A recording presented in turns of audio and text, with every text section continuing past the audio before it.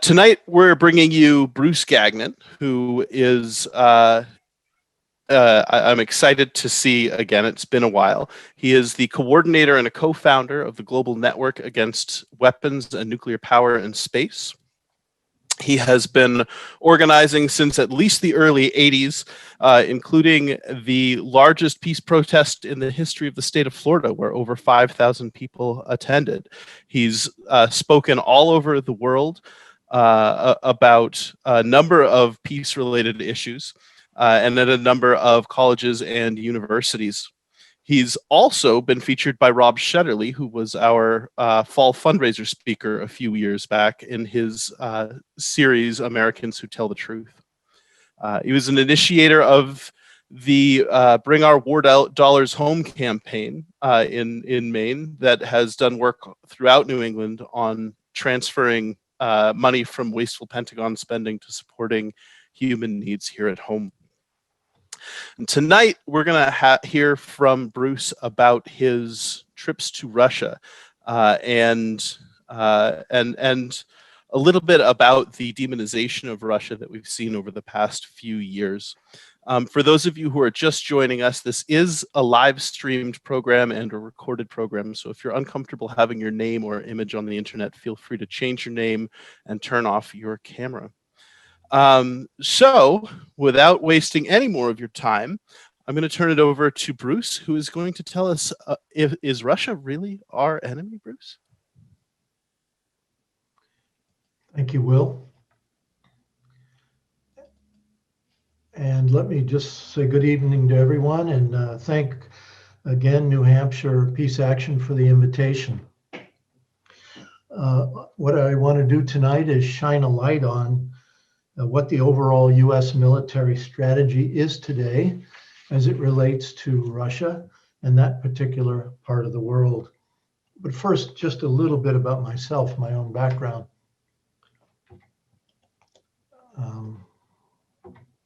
I grew up in a military family, and in 1962, we were living at Ellsworth Air Force Base in South Dakota during the Cuban Missile Crisis. So I was crawling under my desk like most kids in those days. It was a B-52 bomber base, and it was on alert. My dad was gone for many days at a time. We weren't sure what was going to happen, but you can imagine at 10 years old, I was quite terrified at the situation. In 1968, we were living at Eglin Air Force Base in the panhandle of Florida, and I was the vice president of the Okaloosa County, Florida Young Republican Club, working on the Nixon campaign. And then after that, in 1971, moved to California to Beale Air Force Base in Northern California, where I graduated from high school. And then I joined the Air Force in 1971 and was sent to Travis Air Force Base, also in Northern California. My first roommate was one of the organizers in the GI resistance movement. And so on the weekend, there would be protests right outside the gate. This is a picture from protests outside of Travis. And it is here that I became a peace activist. After getting out of the Air Force and going to college, I quit just before I graduated to become an organizer with the United Farm Workers Union. And then in June 12th, 1982, I would say it was one of the most important days of my life. There was a huge protest in New York City during the UN special session on disarmament. They say almost 1 million people were there. I was watching it on C-SPAN from my home in Orlando, Florida. And after it was over, they cut away to a right-wing conference where the speaker was Ronald Reagan's head of SDI, Strategic Defense Initiative, or Star Wars. His name was Lieutenant General Daniel Graham. And during the Q&A after his speech, somebody said, General Graham, aren't you worried? They say there's almost 1 million people today in New York protesting against nuclear weapons. Aren't you worried about that? And he said, no, I think it's fantastic because they're out there protesting against nuclear weapons and we're moving into space. They don't have a clue, he said. Let them keep doing what they're doing. And so it was in that moment that I began recognizing that I needed to, especially because I lived just in Orlando, an hour away from the Kennedy Space Center and Cape Canaveral Air Force Station, that I began organizing immediately to take people there repeatedly. Earlier, Will mentioned a protest with over 5,000 people. It was this one right here. It was called Cancel the Countdown. It was the first launch of a Trident II nuclear missile, a first flight test. And so we organized people from all over the country to come. And more than 200 people, led by Dr. Benjamin Spock, were arrested that day for trying to climb over the fence. So it was really at that point I began really focusing on the space program. Now, to talk about Ukraine and Russia. In the winter of 2013, 2014, I was paying a little bit of attention to the Ukraine situation, and I began following it literally daily, watching what they called the Maidan, the color revolution in the capital of Kiev that was happening. And I was really watching it on video. I was watching the pictures, reading articles, and followed it through the entire course of it. This film, this documentary, produced by Oliver Stone, is probably the best thing I've seen yet on the overall situation. I recommend everyone watch it. You can find it on my blog, which is called Organizing Notes. But to give a little background, the major force in this Maidan, in this so-called color revolution, were the Nazis who come from Western Ukraine. And during World War II, when Hitler invaded Russia or Soviet Union, he swept through Ukraine. And there was a Ukrainian nationalist by the name of Stefan Bandera. He put on a Nazi uniform and joined Hitler. And his forces joined Hitler, killing thousands of Jews, Poles, and other people in their country. And so today, the picture on the top right are people protesting today, loving the memory of Stefan Bandera and trying to reclaim his vision of essentially a Nazi Ukraine. And so during this Maidan, John McCain and other US politicians frequently came to encourage the so-called revolution. This guy speaking here is one of the leading Nazis of one of the Nazi death squads.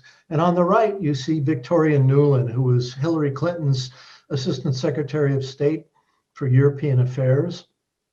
And just also not quite in the picture, but along with her is the US ambassador at the time to Ukraine, Obama's ambassador. His name was Jeffrey Piot. Victoria Nuland and Jeffrey Piot became famous for their call that was intercepted where they said, F the EU. We don't care what the EU wants. We're going to put who we want in charge of this new government after the coup was over. And so, in fact, after the coup was over, this is the SBU headquarters in Kiev, the secret service, the secret police of Ukraine. You see the American flag flying alongside of the Ukrainian flag. I think that really tells us much of as to who was behind this coup and who was really going to benefit from it. The people of Ukraine, who are predominantly Russian ethnic people, were watching all of this madness going on at the Maidan in Kiev, where many, many people were killed. They said, we don't want anything to do with this. And so they immediately began organizing and demanded a referendum where everybody could vote. And so more than 85% of the people of Crimea voted by 97% to say, we want to rejoin Russia. Because, Crimea had been part of Russia since the 1780s when Catherine the Great took Crimea into the Russian Empire at that time. So on March 16th, 2014, just days after this so-called successful Maidan, what I call a US orchestrated coup in Kiev, the people of Russia voted, the people of Crimea voted to return to Russia, and Russia accepted them home. Let's look at this map. There's basically the blue area up near the Poland border is the area where the Nazis predominate today in Ukraine. That's the western part of Ukraine. The eastern part, the red part, you see Luhansk, Donetsk, Mariupol, and down below Crimea. These areas are the places where people are Russian ethnic people. They're right on the Russian border. They speak Russian. And then there's this middle area where it's a mixture of both. So this is an important thing to remember as we look at the dynamics that are happening in Ukraine today. One of the first things the new government did after this coup was to outlaw the speaking of Russian in Ukraine. Imagine that. And so the people in this eastern part of the country, in the red areas, began organizing petition campaigns and peaceful marches, which again, I was watching online on YouTube, and they were calling for a federated Ukraine, where they would have local autonomy within the Ukrainian government, and they would be allowed to speak Russian. They would be allowed to make local decisions that affected their lives. And immediately, these Nazi death squads were sent in by Kiev, and the new government of Kiev now was loaded with Nazis at the highest levels, security, intelligence, various layers of the government. And they sent these Nazis in to suppress these people who were doing these very legitimate democratic activities inside their country. This is another picture of one of these death squads. You see the European Union flag. The middle flag is the Azov battalion death squad flag, and then the Nazi symbol. And then on May 2nd, not long after this Maidan, this quote unquote successful Maidan, more of these people in the city of Odessa were gathering signatures on these petitions saying, we want a federated Ukraine, we want to be able to speak our language. And they were in front of this building called the Trades Hall that sits in the middle of a big park where lots of people walk through. And so they set up tents to do like we call tabling to get people to sign these petitions. And they were attacked by hundreds and hundreds of Nazis that were bussed in by quote unquote unknown sources. And so what they did first was to burn the tents and the tabling areas. That's what you see the fire here. And the people that were doing the tabling ran inside the building. Again, I'm watching this in basically real time as this was unfolding before my eyes. Pictures show that people were making Molotov cocktails just outside, wearing the blue bandanas of the Ukrainian colors. And then again, people had run inside the building to protect themselves. But as the fires began to burn, as the Molotov cocktail smashed through windows, people on the ground, some people on the ground were shooting guns. And so the people inside were choking on the smoke and came to the windows to try to get some air. And as they did that, again, they were shot at. And then in the left-hand bottom, you'll see maybe a bat or a steel rod sticking up. Maybe you see that. And on the right side, you'll see a couple helmets. There were people dressed in various kinds of gear. But so anyway, some of the people, because of the fire, actually dropped to the ground. And when they did, people with baseball bats and steel rods went over and started beating them to death. Somewhere between 50 to 200 people were killed. No one knows for sure because most of the bodies went missing. Police were photographed behind the building, but never interfered with any of this that was going on. They had to have been told to stand down. The fire trucks that tried to get there were blocked by the Nazis who were doing this on that occasion.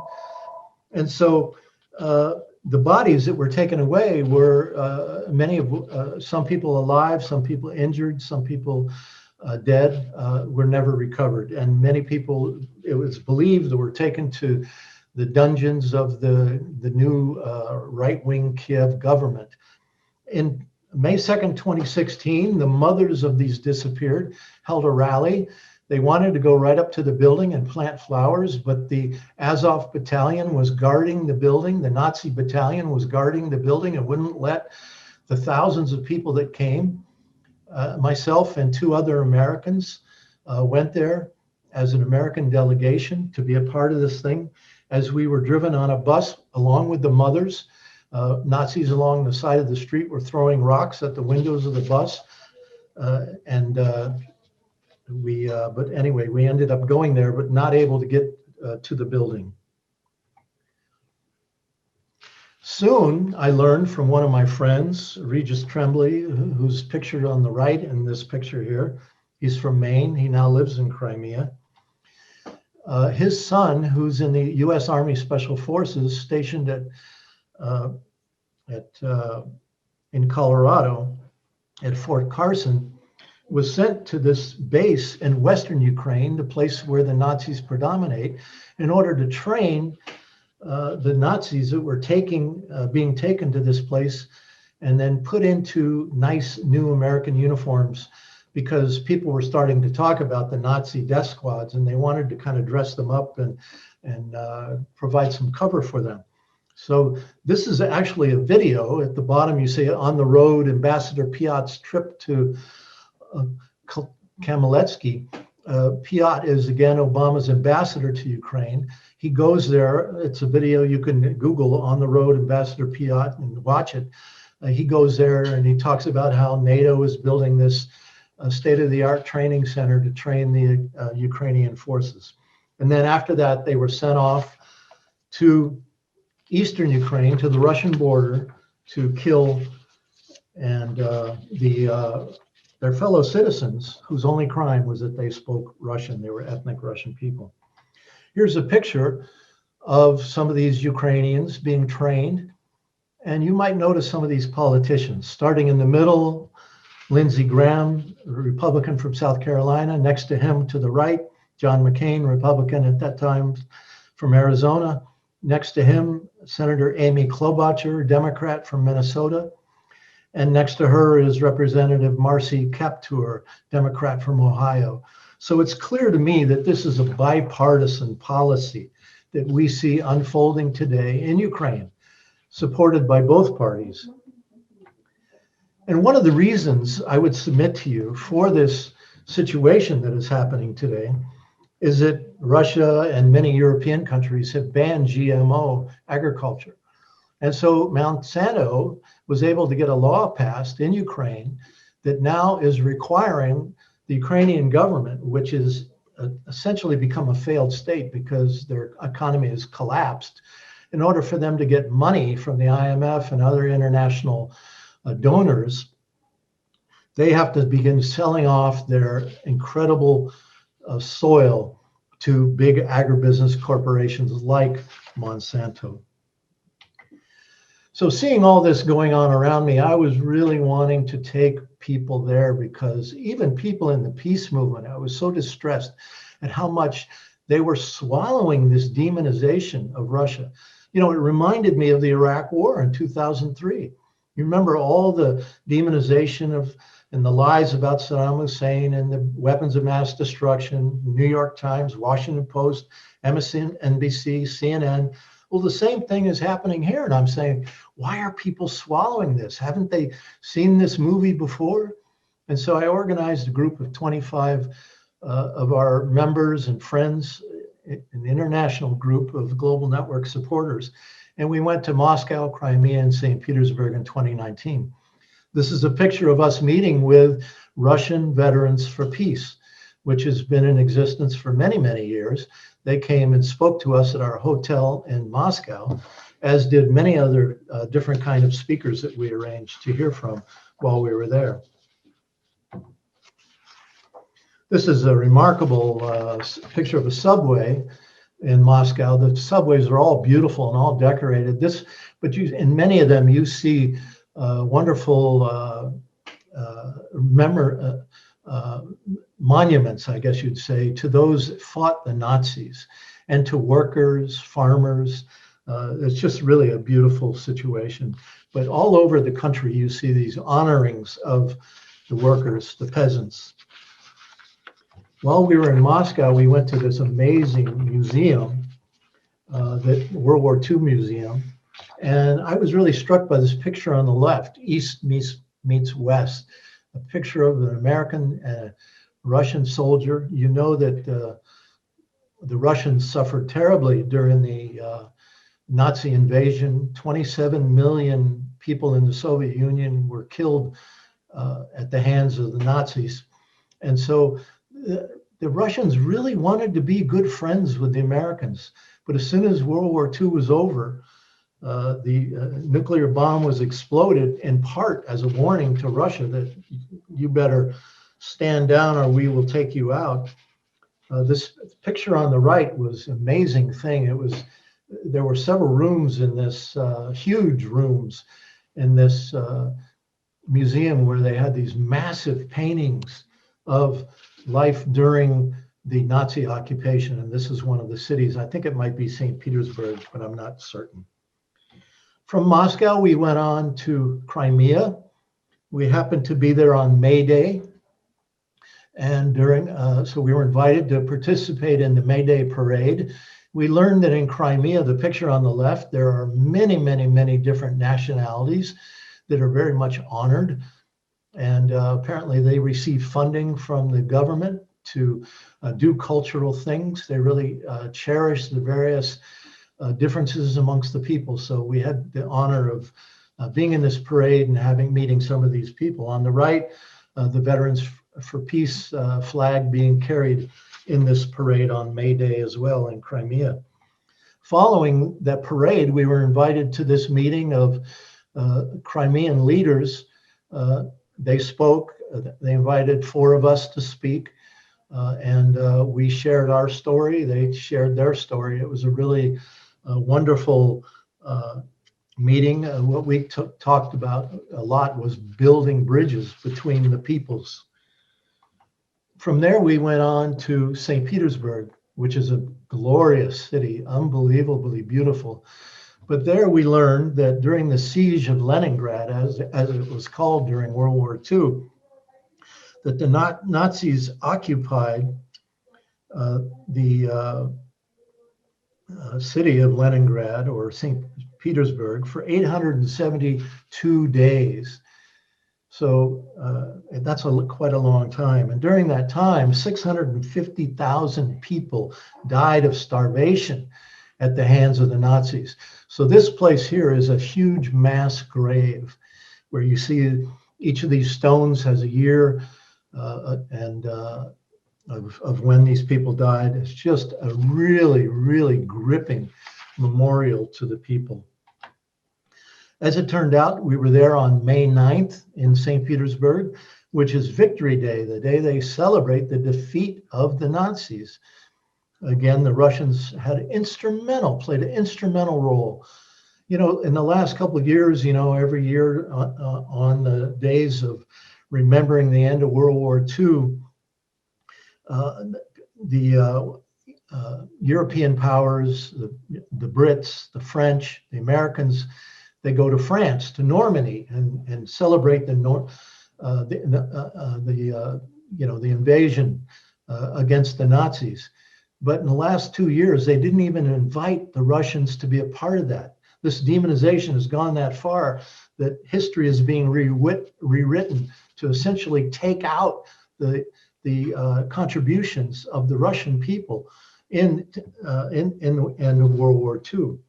So in this parade, people carry the photos of their relatives who fought and or died during World War II. And they invited us to do the same. On the left is a picture of me carrying a picture of 2 of my uncles who were in the Navy during World War II, both of whom were on ships that were sunk by the Nazis. And several other people in our delegation also carried pictures of our relatives who fought against the Nazis in World War II. We were told that there were more than 1 million people in this parade. It went on for literally hours. And the remarkable thing was walking back the opposite direction to get back to our hotel afterwards. I was counting pieces of trash that I found on the road after more than 1 million people walked by. And I saw about 3 or 4 pieces of trash. Just told me something about the people of Russia. In October of 2019, I was invited by a labor leader in Lugansk to come to Lugansk and Donetsk in the Donbass, in the region right along the Russian border, the Ukrainian part of the Russian-speaking area. And so I went there. And this is just a picture of the one of the housing blocks in Lugansk that has been hit repeatedly by artillery shells. And on the right is just one place where names of people that have been killed by these Nazi death squads and now by the Ukrainian army since 2014. 14,000 people have been killed in the Donbass at the hands of the Ukrainian government. While I was in Lugansk, they took us to this bridge. I was there with a couple of other international people, and they took us to this bridge that is a link between Lugansk over a river to where people have to go, Ukrainians have to go to pick up their pensions. And so the Nazis blew the bridge up in the middle of it so that now the people had to go on these makeshift ways, mostly elderly people, some of them disabled, having to crawl on these, really rickety wooden staircases to get through this middle section of the bridge where it had been destroyed. Just doing, the Ukrainians doing everything they could to make life just unbearable for the people in the Donbass. All, again, supported, funded, directed by the United States.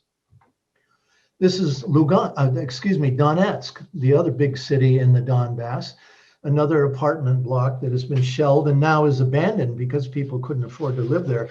And this is right on the edge of the city, a huge city with a large population and one of the largest cities in all of Ukraine. And people are moved out of one whole area. Well, at the instigation of France, Germany, Russia, and Belarus, Ukraine was forced against its own will to come to negotiations to reach a settlement that would in fact create a federated Ukraine, that would allow the Donbass region to stay as Ukrainians. We hear all the time that they're Russian separatists in Donbass. Really, all they wanted was to be a part of Ukraine, but to be respected and honored, as citizens. And so these Minsk agreements said, okay, Ukraine must create a federated country. They must allow people to speak Russian. They must give them certain local rights, and they must pull back their death squads and their army away from this contact line in the Donbass, where they're continually, since 2014, for 7 years now, shelling the people. But the problem was that the Minsk agreements were never agreed to.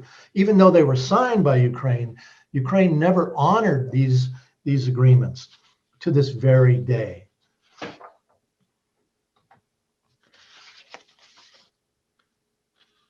Germany has been moving away from coal and oil to natural gas. And as a result of that, they need more sources of fuel as they're developing their alternative technologies like solar and wind and other things like that. They wanted to get Russian natural gas. But the United States didn't like the idea of a pipeline being built under the sea from Russia to Germany. So the United States has been doing everything in its power to disrupt this pipeline.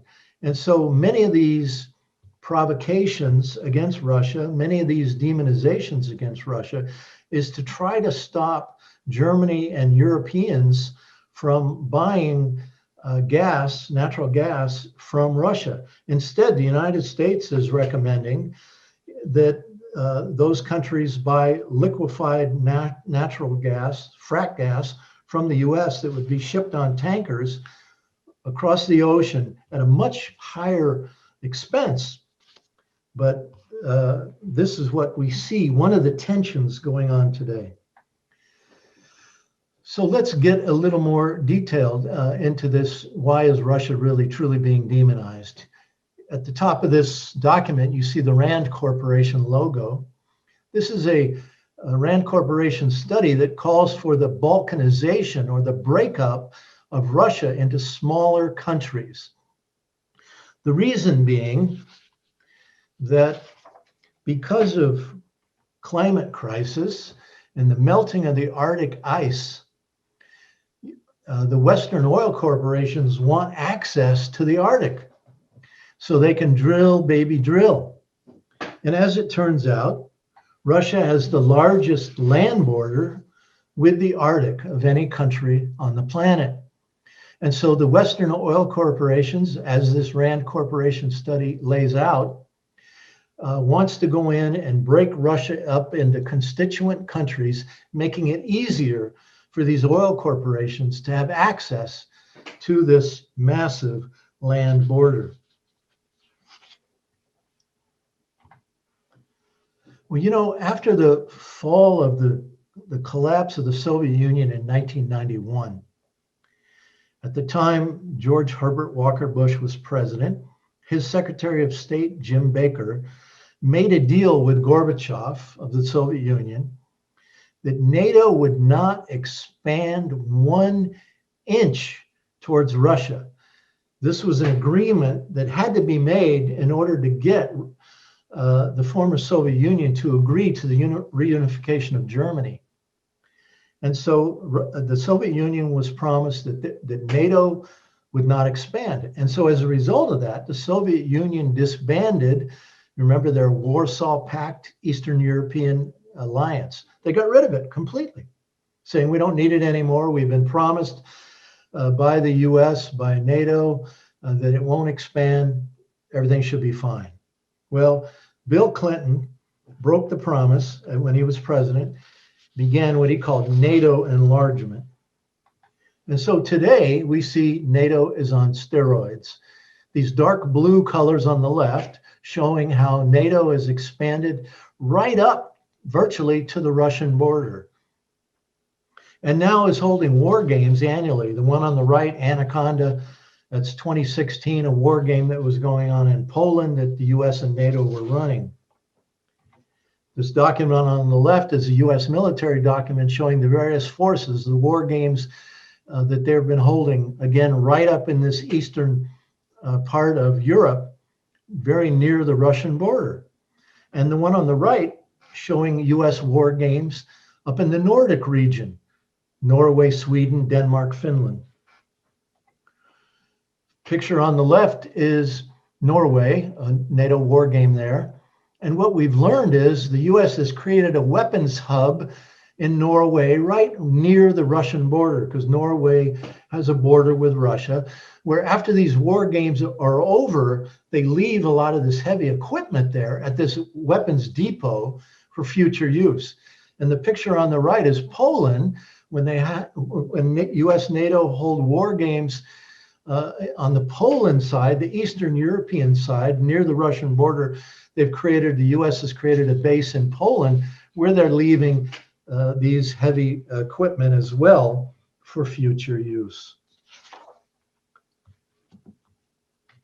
Oops. So when Russia sees this happening right along their border, and they hold military exercises in their own country near the Ukrainian border, they're accused by the United States and NATO of being aggressive. But how else can you imagine Russia should be expected to react when the US and NATO are expanding and holding war games on virtually every side, every corner of the Russian Federation? Now I want to talk about the connections of this new Space Force to Russia. The US has created a NATO Space Force base at Ramstein Air Force Base in Germany, which is the headquarters of much of these operations that are now happening throughout Eastern Europe. This is a document some of you might be familiar with, Vision for 2020. This says the US will control space, dominate space, and deny other countries access to space on behalf of corporate interests around the world. You might know that following World War II, the US smuggled 1,500 primary Nazi operatives into the US in a program called Operation Paperclip. Among them were Wernher von Braun in the middle of this picture, the famous rocket scientist who was brought to the US to create the US space program. He was running the Hitler program. And this was his liaison. This is Major General Walter Dornberger, Hitler's liaison to von Braun, ensuring that von Braun had everything he needed whenever he needed more money or more slaves inside a mountain tunnel called Dora, where Jews and Gypsies and French resistance fighters were used to build the V1 and V2 rockets. Von Braun would just ask Dornberger for more slaves, and they would be given to him along with more money. Dornberger came to the US also as part of Operation Paperclip, and in 1950 became vice president of Bell Aviation Aerospace. And in 1958, he testified before the United States Congress saying, "Gentlemen, I didn't come to this country to lose the Third World War. I lost two already." And he talked about the United States needs to have orbiting battle stations above the planet, controlling who can get on and off the planet Earth. So 100 copies of the V1, or excuse me, the V2 rocket were brought to the US after the end of the war. And they were brought along with 100 of these former Nazi engineers and rocket scientists, first to White Sands, New Mexico, and then to Huntsville, Alabama, to Redstone Arsenal to create the US space program. This is a picture of von Braun with his Nazi friends and his American military overseer as they undertook this program to create the US space program. This is a picture of the Space Command headquarters in Colorado, Master of Space. I ask you, what's the difference between the slogan, Master of Space, and the Nazi slogan, Deutschland über alles? We know that whoever controls space will be able to see everything on the planet, will be able to hear everything on the planet, and be able to target every place on the planet. And so today, all US military operations, whether they're troops on the ground, people in tanks, Humvees, on ships, on airplanes, they're all coordinated by space technology. And the US has set up bases all over the world that are called downlink bases that communicate with orbiting military satellites, relay signals to places like Buckley Air Force Base in Colorado, a key receiving station for US military technology. I just want to talk briefly about one aspect of space warfare. It's called missile defense. You might have heard of it. The idea is a shield. Think of a shield. US launches a first strike attack on Russia or China, tries to take out their nuclear capability, whether it's land-based, air-based, sea-based. They try to take it out in a first strike attack. But inevitably, the United States doesn't get all of it. And so Russia or China then fire a retaliatory strike. It is then that so-called missile defense, the shield, would be used to take out any remaining retaliatory capability, giving the US a quote-unquote successful first strike attack. Now, there are various aspects. The one on the left, boost or ascent segment. This is to try to hit a missile soon after it's launched. When it's slow, it's easy to detect because the exhaust is coming out of the tail end of it. You can see it, easier to hit. And as it turns out, this particular missile defense program has the best testing results so far. The middle one, mid-course, this is where you try to have a bullet hit a bullet in deep space when it's traveling at 15,000 miles an hour, could release decoys. This system will never work. And then terminal, the PAC-3, the THAAD, and again, the Aegis warships with these same SM-3 interceptor missiles on board could try to hit a missile in its descent phase. These systems on the left and the systems on the right are being deployed today to encircle both Russia and China. I must add that both Russia and China for years have said they would never launch a first strike attack. They've renounced it. The United States refuses to do so. So where I live here in Bath, Maine, these Navy Aegis destroyers are built with these so-called missile defense interceptors on board. In addition, these Aegis destroyers can also fire Tomahawk first strike attack cruise missiles. And because they've had the best testing results so far, the military has decided, let's deploy the Aegis launch system that is on board the ships. Let's put it on land, and we'll call it Aegis Ashore.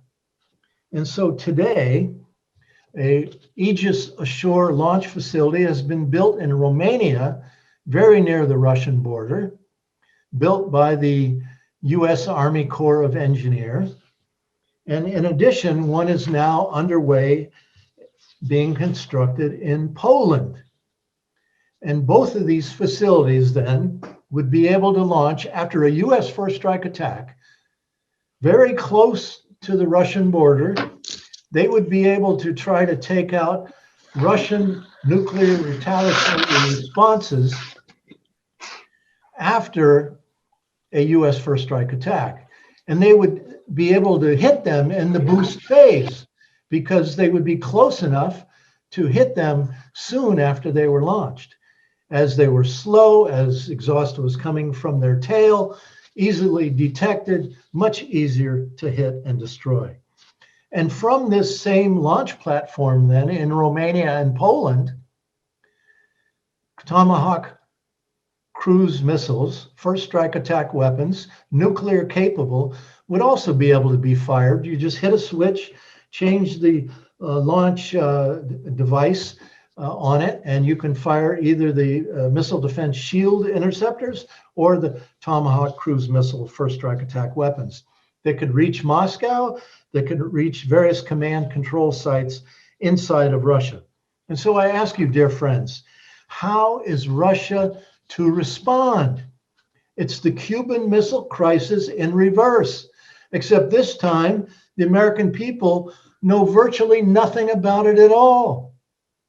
But right upon their borders, the United States is positioning all of these military ways of waging war on Russia. And how is Russia to respond? This is what we essentially are doing today. I would submit to you, the evidence is overwhelming. It's overwhelming. And again, the American people know virtually nothing about it. One thing I want to say, that many of my dear friends, rightly so, have been lately celebrating the nuclear ban, where countries have declared, enough countries have now declared that nuclear weapons should be banned, they're illegal. But many of those same friends do not yet understand, it appears to me, that the place where nuclear war could begin today, World War III, is on the Russian border and the Chinese border. I haven't gone through China at all, but these very same things are happening. Everything I've spelled out, the war games, expanding NATO, NATO's expanding into the Asia Pacific, missile defense deployments encircling China, the same things are happening to China as they're happening to Russia today. So I ask you, dear friends, who actually is the aggressor? You've all heard of SIPRI. Look at the bottom, Stockholm International Peace Research Institute. They annually do these calculations. This is the 2018 figure. You see the United States, 36% of the world total in military spending. I want you to look over to the right column. 1, 2, 3, 4, fifth. Fifth number down, Russia, 3.4%. And the last 2 years, Putin cut the military budget in Russia because he said there was too much poverty. They needed to increase social spending. So it's actually even less than 3.4% now. I don't know how much less. But is it possible that at 3.4% of the global total, the equivalence of France, that Russia is going to attack Europe as it's continually being accused of wanting to do and to take over Europe? It's a lark. It's propaganda. And again, so many people are swallowing it. And if you go down that column, add up France, United Kingdom, Germany, Japan, South Korea, Italy, Australia, Canada, Turkey, either NATO members or NATO partners. They have this new thing called NATO partnership. So you add all those up to the US total, it's 60% of the world total against Russia at 3.4%? No, hardly believable at all. So I'm through that in record time. I'll stop there, and I'm sure there'll be a lot of questions. Thank you very much for listening. Appreciate it. Thank you, Bruce. Folks, we've got a lot of folks on the chat, so the way I'd like to do the Q&A is you can either post your questions in the chat and I'll read them aloud, or you can post an asterisk in the chat and I will recognize you so that you can ask your own question. And I'd love to kick us off, Bruce, but you mentioned that Russia has a no first use policy, and that is something that I did not know. Is there a place we can find out more about that? Because that's I knew China had an official no first use policy, but I hadn't heard the same about Russia. I'm sure that if you just search for it on the internet, it'll be easily found. I can't tell you, go to XYZ spot.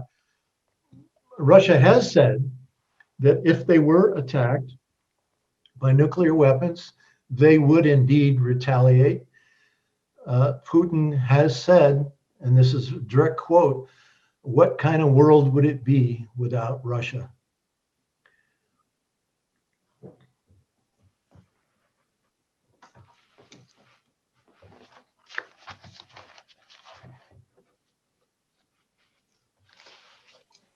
Don't be shy, folks. Go ahead and either post your questions in the chat, or we've got a few, it's quite a bit there, or post an asterisk if you want to be recognized.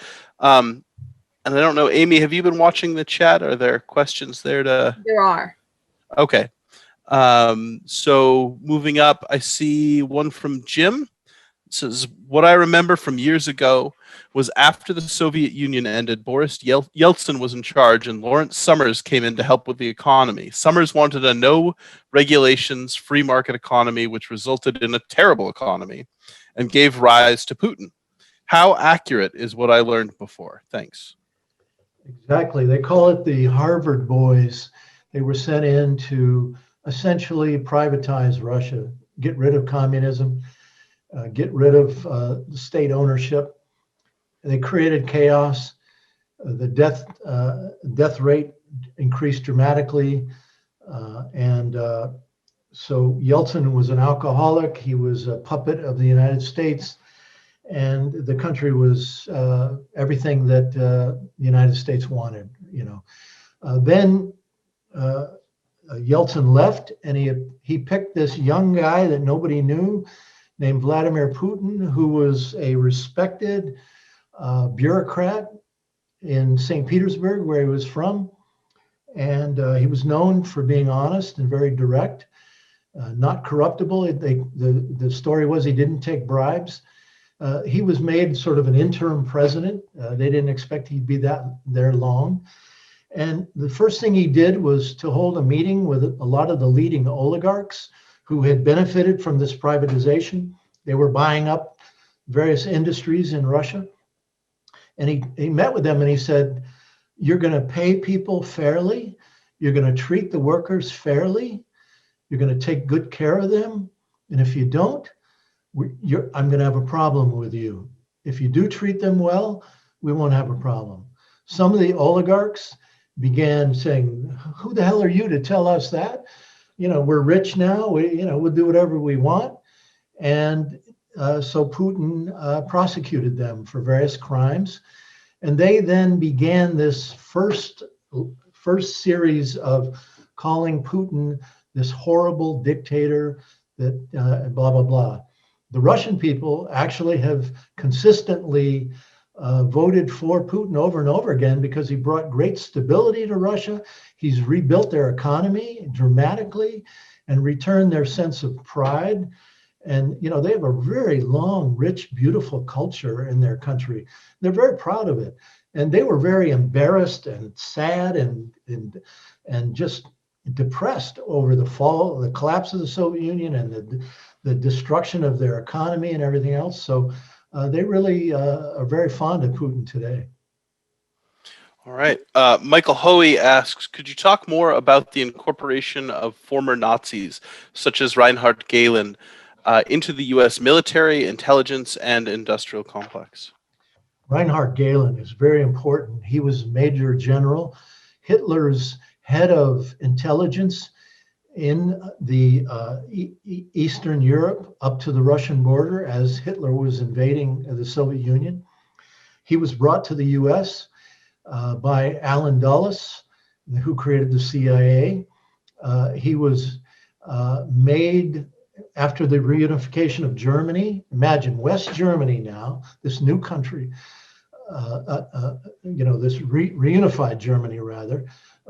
Their first head of their intelligence was Reinhard Gehlen, the former Nazi. Can you imagine that?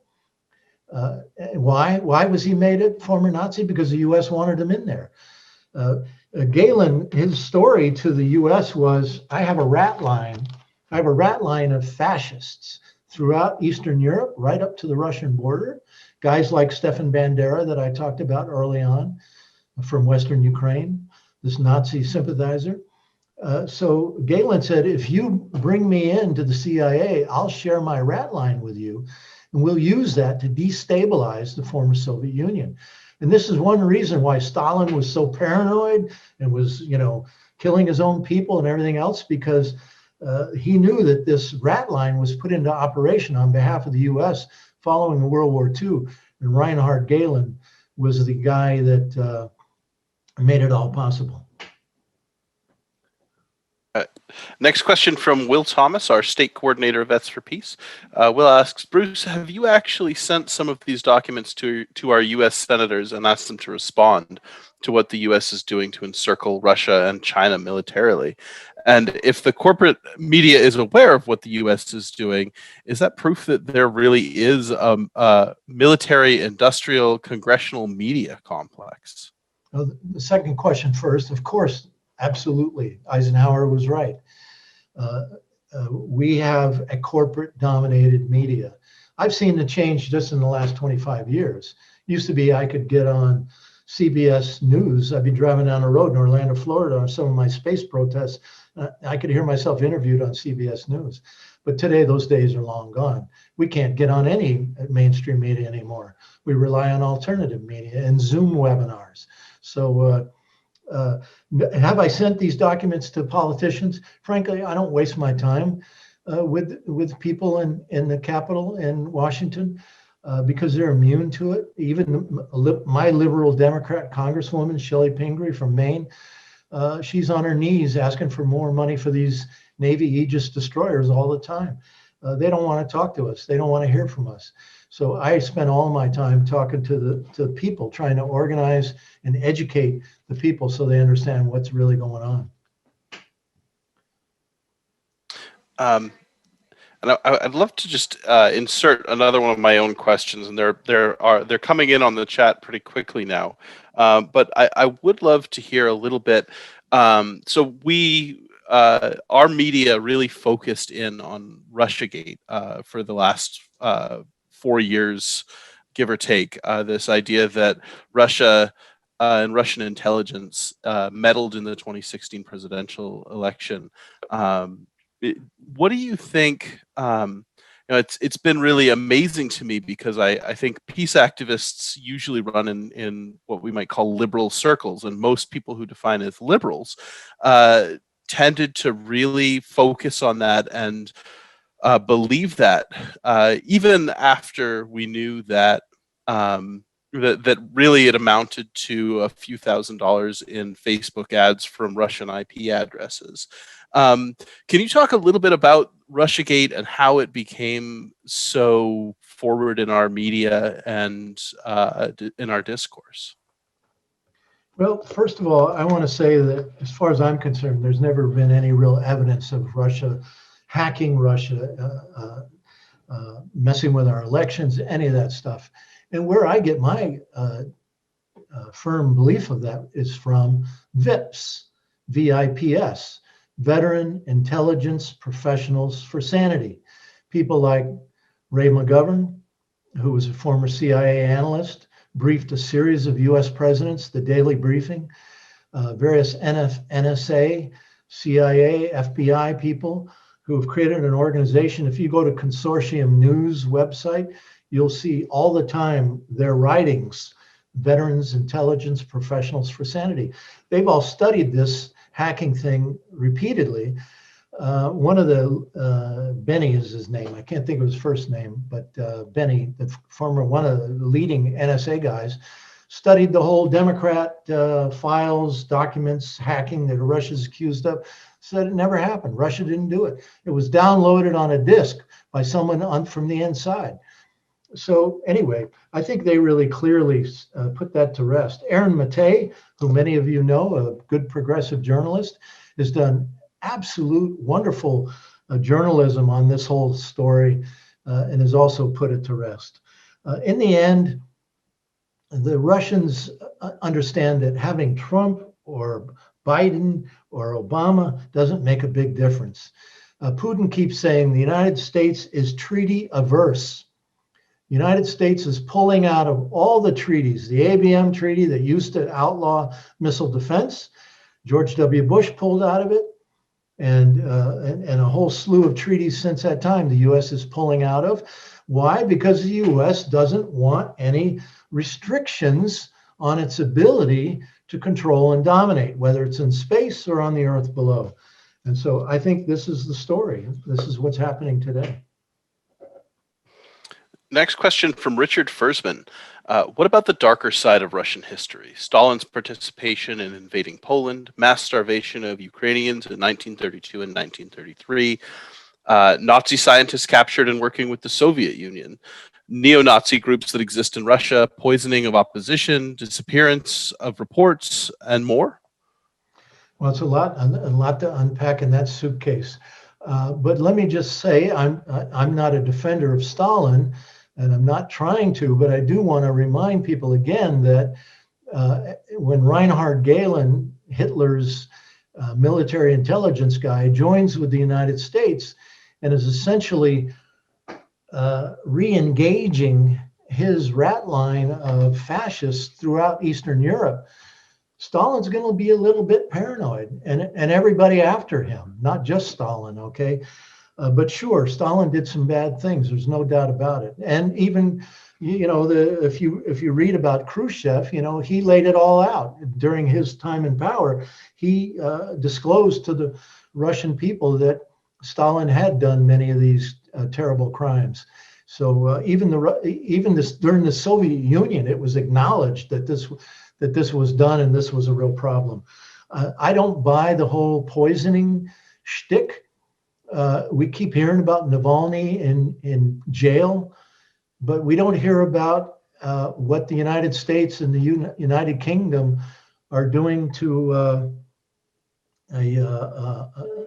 Julian Assange today, for example, who many believe is extremely ill and could very well die in that UK prison. So I don't buy it. I think it's more propaganda from the West.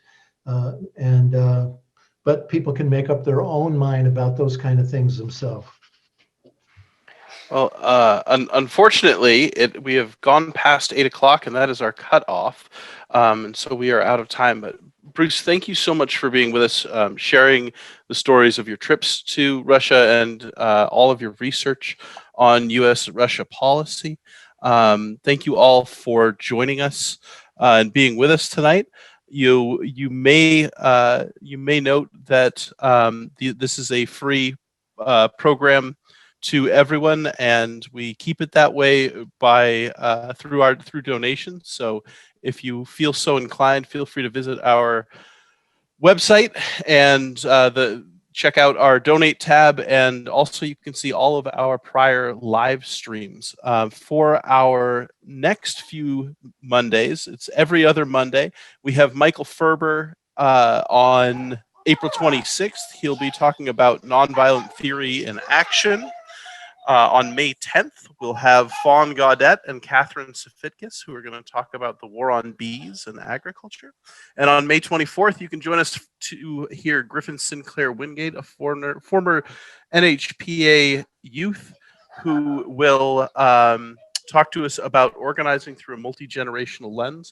I see that Norma has asked, can we get a taping of this show? And it will be available on YouTube or Facebook, or you can check it out on the New Hampshire Peace Action website under our live stream tab. So with that, I'm going to say again, thank you, Bruce, for being with us. Thank you, everyone, for being with us, and have a great night. Thank you very much.